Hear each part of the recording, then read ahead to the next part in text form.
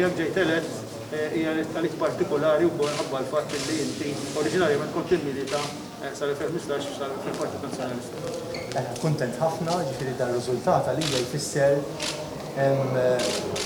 ħafna għaliex fuq livell politiku anke naraw l-element ta' moviment tal-Partit Laburista, wara biċ-ċar ukoll kemm il-Partit Laburista huwa partit miftuħ għal kulħadd. U sodisfazzjon għax hija l-ewwel darba li kontestajt mal-Partit Laburista u ġejt elett, allura ferħan ħafna. Ovvjament ifisser ħafna xogħol, però jiena kuntent ħafna li ħankun iktar viċin tan-nies u ħanagħmel ħilti kollha biex fl-aħħar mill-aħħar nkunu servizz għal kulħadd. Minn Sindiku Nazzjonalista l-MP Laburista, kif tispjega din it-tranzizzjoni? Hija tranzizzjoni fl-aħħar mill-aħħar kull politikanti qed hemm biex iservi l kulħadd.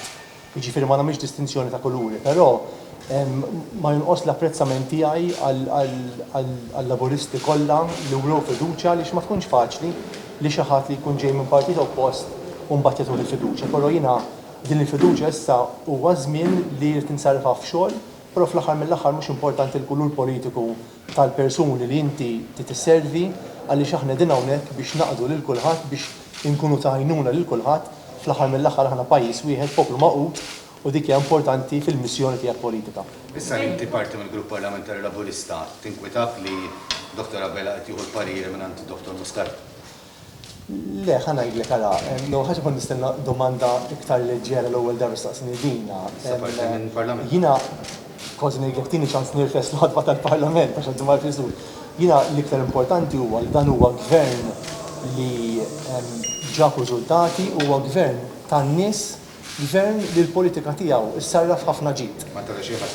L-importanti huwa li nibqgħu iffokati, nibqgħu gvern li nagħmlu l-ġid tal-poplu Malti Wawċi kollu għaliex f'dan l-aħħar snin kemm ilu l-Partit Laburista fil-gvern rajna il-ħajja tan-nies tiebet.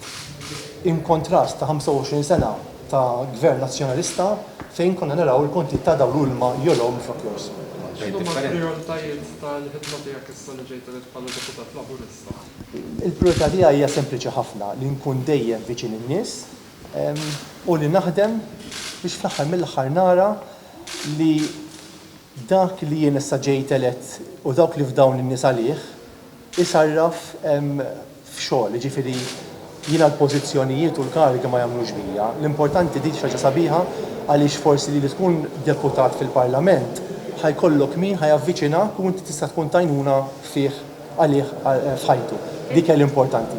Il-pjanijiet għal-ġimgħat li ġejjin, l-ewwel pjanijiet tiegħek. Biex inkun onest għaddi ma nafx għax ġifieri għaddi ma komunikajt ma' ħadd. Però li ħanagħmel huwa rrid issa qed impoġġi bil-qiegħda sew ħalli anke n-nies ta' tmien distritt anke b'mod partikolari nara iktar kif nista' reach out to them better u anke nibda pjan politiku biex nkun iktar effettiv fis-soċjetà. Kif inhi relazzjoni tiegħek ma' Dr. Cardona? L-identity Malta, se żomma jew se tirriżenja?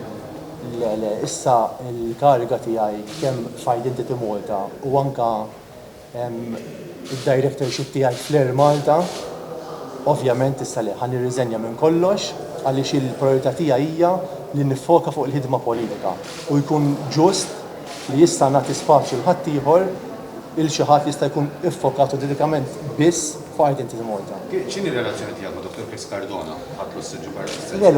Jiena r-relazzjoni tiegħi tajba ma' kulħadd. Jiġifieri ma nagħmilx distinzjoni u x'nazzjonalist u x'laburist, jiġifieri I get on well with everybody u dak li ħanibqa' nagħmel. Taħseb li għandu jibqa' deputat mexxej tal-Partit Laburista?